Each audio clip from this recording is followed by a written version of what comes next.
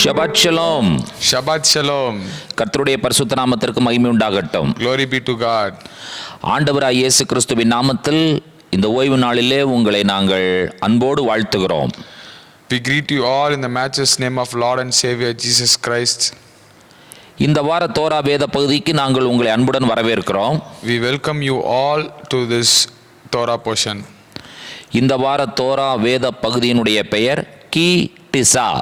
The name of this week's Torah portion is Ki Tisa. அந்த எபிரேய எழுத்துக்களை நாங்கள் உங்களுக்காக உச்சரிக்கிறோம். We're going to spell the Hebrew letters for Ki Tisa. Kaf, Kaf, யோத், Yod, டவ், Tau, ஷீன், Sheen, அலஃப். Aleph. கி டிசா. Ki Tisa. இந்த வார தோரா வேத பகுதிகளை நாங்கள் உங்களுக்கு அறிமுகம் செய்கிறோம். We're going to introduce you this week's Torah portions. இந்த வார தோரா வேத பகுதிகளை நாங்கள் உங்களுக்கு அறிமுகப்படுத்துகிறோம். We're going to introduce you this week's Torah portions. Torah வேத பகுதியிலே யாத்ராகமத்தின் புஸ்தகம் 30ஆம் அதிகாரம் 11வது வசனம் முதல் 34ஆம் அதிகாரம் 35வது வசனம் முடிய. In this week's Torah portion, Exodus chapter 30 from verse 11 to Exodus chapter 34 verse 35. ஹப்தரா என்ற வேத பகுதியிலே 1 ராஜாக்களின் புஸ்தகம் 18ஆம் அதிகாரம் 1 முதல் 39 வசனங்கள். Haftorah, 1 Kings chapter 18 from verse 1 to 39. புதிய ஏற்பாட்டு வேத பகுதியிலே மார்க் எழுதின சுவிசேஷம் 9ஆம் அதிகாரம் 1வது வசனம் முதல் 10வது வசனம் முடிய. In the New Testament from the book of Mark chapter 9 verse 1 to 10. இந்த வேத பகுதிகளை குடும்பமாக உட்கார்ந்து முதலாவது வாசித்து முடித்து விடுங்கள். We recommend you to sit with your family and finish this Torah portions. அதற்கு பிறகு குடும்பமாக இந்த வேத பகுதிகளை தியானம் செய்யுங்கள். Please do meditate these Torah portions with your family. கர்த்தர் உங்களுக்கு கொடுக்கிற ஆலோசனையின்படி நடப்பதற்கு தீர்மானம் எடுங்கள். So that you can decide to walk in the way that the Lord has given you. இந்த தோரா வேத பகுதியினுடைய ஆரம்ப வசனத்தை நான் உங்களுக்காக வாசிக்கிறேன். We're going to read the beginning verse for this Torah portion. யாத்ராகம் 30ஆம் அதிகாரம் 11வது வசனத்தையும் 12வது வசனத்தையும் வாசிக்க கேட்கலாம். Exodus chapter 30 verse 11 and 12. பின்னும் கர்த்தர் மோசேயை நோக்கி, நீ இஸ்ரவேல் புத்திரரை அவர்கள் லக்கத்தின்படி கணக்கு பார்க்கும் பொருட்டு அவர்களை எண்ணும்போது அவர்களுக்குள்ளே ஒரு வாதை உண்டாகாதபடிக்கு அவர்களில் ஒவ்வொருவனும் எண்ணப்படும் சமயத்தில் தன் தன் ஆத்துமாவுக்காக கர்த்தருக்கு மீட்கும் பொருளை கொடுக்க கடவன். Then the Lord said to Moses, when you take a census of the Israelites to count them, each one must pay the Lord a ransom for his life at the time he is counted. Then no plague will come on them when you number them. இஸ்ரவேல் மக்களை எண்ணும் பொழுது எண்ணப்படுகிற ஒவ்வொருவரும் அரை shekel கொடுக்க வேண்டும். When Israel people are being counted, everyone should be giving half shekel for the sanctuary. இதை தோராவினுடைய முதல் பகுதியில் நாம் பார்க்கிறோம். This is what we are seeing in the first part of the Torah. அடுத்தபடியாக வெண்கல தொட்டியை உண்டாக்குவதை குறித்த காரியங்களை நாம் வாசிக்கிறோம். The next is all about the bronze basin, the making of the bronze basin. அதை தொடர்ந்து அபிஷேக தைலத்தை எவ்வாறு செய்ய வேண்டும் என்பதை குறித்து நாம் வாசிக்கிறோம். And continuing, we are reading about the anointing oil and the incense, the making. 31ஆம் அதிகாரத்திலே பெசலியலை குறித்தும் அகோலிபாவை குறித்தும் வாசிக்கிறோம். And in the Exodus chapter 31 we are seeing about Bezaleel and Oholiba. அதே அதிகாரத்தில் ஓய்வு நாளை குறித்த பிரமாணத்தையும் நாம் வாசிக்கிறோம். And in the same chapter about the Shabbat law.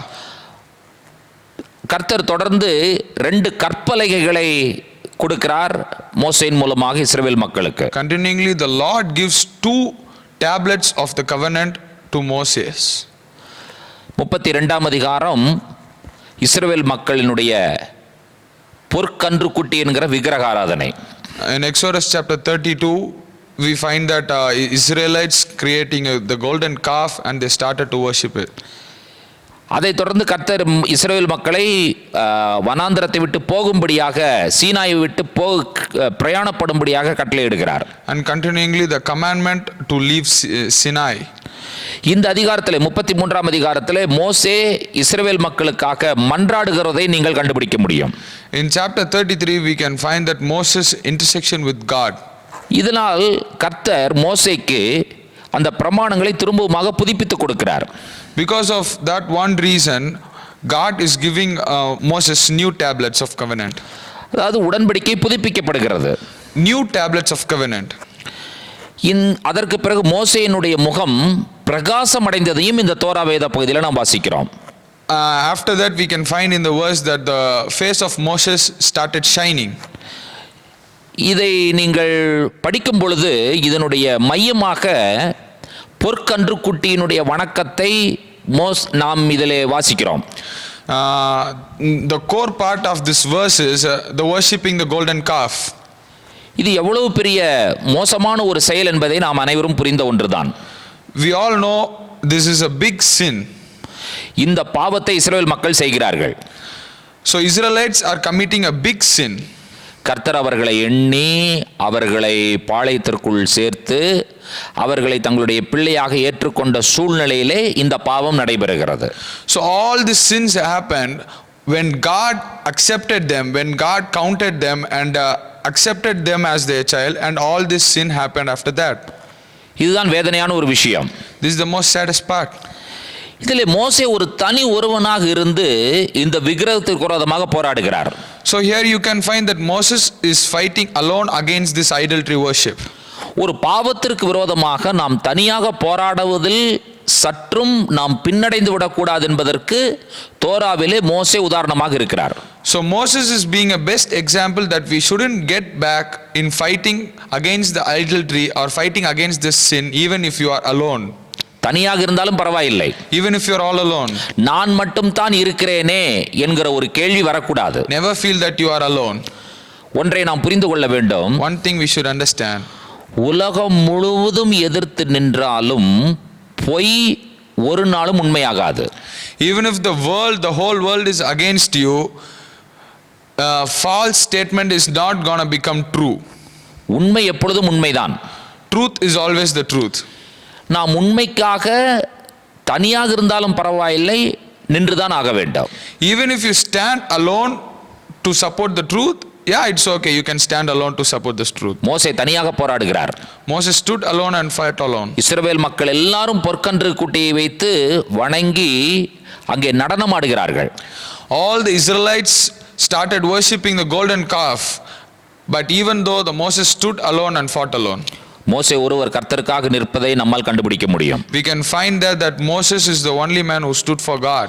ஒரு தனி மனிதனுடைய ஜெபம், one man's prayer, ஒரு தனி மனிதனுடைய மன்றாட்டு ஜெபம், one man's intercessory prayer, ஒரு தனி மனிதன் ஆண்டவர் பேரில் வைத்த வைராக்கியம், one man who kept zeal upon the Lord, ஒரு தனி மனிதனுக்கு ஆண்டவர் பேரில் இருந்த விசுவாசம், the belief that he had on Jesus Christ. நாம் என்ன நினைக்க கூடாது, நான் மட்டும் தானே இருக்கிறேன் என்கிற எண்ணம் வரக்கூடாது. What we shouldn't think is that I am alone, I am all alone. இப்போ விசுவாச மக்கள் எப்பொழுதுமே என்ன நினைக்கிறார்கள் என்று சொன்னால், கூட்டத்தோடு சேர்ந்து கொண்டால் நலம் என்பதுதான் அவர்களுடைய எண்ணம். What believers usually think is it is very good if we are in a group together. அப்படி நம்ம ஒரு கூட்டத்தோடு தான் இருந்தாக வேண்டும் என்கிற எண்ணம் என்கிற தேவை இல்லை. It is not necessary that you should be always with a crowd. உண்மை எங்க இருக்கிறதோ அங்கதான் நம்ம இருக்கணும். You should be there where the truth is. அங்கே கொஞ்சமான மக்கள் இருந்தாலும் பரவாயில்லை. Even if there is a very less people over there. ஒருவேளை ஒருவருமே இல்லாவிட்டாலும் பரவாயில்லை. Even if there is no one there. மோசேயின் இடத்துல ஒருவருமே இல்லை. There is no one with Moses. அந்த ஒரே காரணத்தினாலேயே மோசே கர்த்தரிடத்தில் பேச முடிந்தது, கர்த்தரிடத்தில் ஜெபிக்க முடிந்தது. So that was the only reason Moses was able to talk with God and he got intimacy with God. நான் ஒரு மனிதன் என்ன செய்து விட போகிறேன்? What am I a single person going to do? நான் ஒரு மனிதன் என்ன செய்து விட முடியும்? What can I do as a single person? என்கிற எண்ணம் நமக்கு வரக்கூடாது. That thought shouldn't come to your mind. மோசே என்கிற தனி மனிதன் உண்மைக்காக அவர் வைராக்கியமாக இருந்த காரணத்தினாலேயே தேவனுடைய ஜனங்களை அவரால் நடத்தி கொண்டு போக முடிந்தது. Moses as a single man, as he was strong enough and brave enough to stand alone, he was able to lead the Israelites and go. உடன்படிக்கை மீண்டுமாக புதுப்பிக்கப்படுகிறது. Covenant got renewed. மோசே தனியாகத்தான் இதையெல்லாம் செய்கிறார். So all these things happened while Moses was alone. கர்த்தருக்காக வைராக்கியம் பாராட்டுவதிலே நாம் தனிமையாய் இருந்தாலும் அதிலே நாம் கவலைப்படக்கூடாது, சோர்ந்து விடக்கூடாது. We shouldn't be feel lazy, or we shouldn't be afraid even if you are standing alone to build a covenant for God. விக்கிரகத்திற்கு விரோதமாகவும் பாவத்திற்கு விரோதமாகவும் போராடுவதிலே நாம் தனித்து விடப்பட்ட சூழ்நிலையில் கூட நாம் அதற்கு விரோதமாக போராடுவதிலே நாம் வைராக்கியமாய் இருக்க வேண்டும். Even if you are alone while you are fighting against the idolatry and if you are fighting against the evil things, you should be strong enough to fight when you are alone. இந்த Torah வேத பகுதியோடு இணைந்து நீங்கள் வாசிக்க வேண்டியது ராஜாக்களின் புஸ்தகம். First Kings is the book which you have to continue reading with this Torah portion. அதிலே 18ஆம் அதிகாரத்தில் நடைபெறுகிற சம்பவம் நாம் எல்லோரும் அறிந்த சம்பவம். We all know the incident which happened in 1 Kings chapter 18. எலியா பாகால் தீர்க்கதரிசிகளுக்கு விரோதமாக ஒரு பெரிய சவால் விடுகிறார். Elia is putting a big challenge in front of the prophets of Baal. இங்கே நாம் எல்லாருக்கும் தெரிந்த ஒரு விஷயம், எலியா தனியாகத்தான் இருக்கிறார். We all know that Elijah was all alone. பாகால் தீர்க்கதரிசிகள் அநேகம் பேர் இருக்கிறார்கள். Baal's prophets were in a huge crowd. இவர் மட்டும் தனியாக இருக்கிறார். Elijah was all alone. எலியா சொல்லுகிற விஷயம் என்ன? What did Elijah tell? கர்த்தர் தெய்வம் என்றால் கர்த்தரை சேவியுங்கள், பாகால் தெய்வம் என்றால் பாகாலை சேவியுங்கள். If you find Jehovah as your Lord, then serve Jehovah. If you find Baal as your Lord, then serve Baal. இப்போ நீங்க பார்த்தீங்கன்னா இந்த சவாலை இவர் தனியாகத்தான் முன்வைக்கிறார். If you see here, you can see Elijah doing this all alone. இந்த சவாலிலே எலியா வெற்றி அடைகிறார். In this competition, prophet Elijah wins. அப்ப எலியா கொடுக்கிற சவால் என்ன? So what was the challenge that Elia gave? ஒரு பலிபீடத்தை கட்டலாம். Let's build an altar. அந்த பலிபீடத்திலே நீங்கள் உங்களுடைய தேவர்களுக்கு பலியிடுங்கள். In that altar you can sacrifice to your God. ஆனால் அக்கினி மேலே வானத்திலிருந்து தான் வரணும். But the fire should come from the heaven. எந்த ஆண்டவர் அக்கினி அனுப்புகிறாரோ அவர்தான் உண்மையான ஆண்டவர். Which God sends fire from heaven, then that's the true God. முதலாவது பாகாலின் தீர்க்கதரிசிகள் பலியிடுகிறார்கள். First the prophets of Baal did the offerings of sacrifice. ஆனால் அக்கினி மேலிருந்து வரவே இல்லை. But they couldn't find any fire from the heaven. மாலை வேளையிலே எலியா வேறொரு பலிபீடத்தை கட்டி பலியிடுகிறார். In the evening time, prophet Elijah built a new altar and he gave his sacrifice offering. அக்கினி வானத்திலிருந்து இறங்கி வந்தது. And the fire came from the heaven. கர்த்தருக்காக ஒரே ஒரு தனி மனிதர் தான் வைராக்கியமாய் நின்றார். Elijah was the only person who stood alone for the God. அப்படி நிற்கும் பொழுது கர்த்தருடைய நாமம் மகிமைப்படும். When you stand alone, God's name will be glorified. பிரியமான தேவனுடைய பிள்ளைகளே, நாம் கர்த்தருக்காக வைராக்கியமாய் நிற்க வேண்டிய பிள்ளைகள். Loving brothers and sisters, we are the people who should stand firm in the presence of the Lord. இந்த கர்த்தருக்காக வைராக்கியமாய் தனியாக நின்ற இரண்டு பேர்.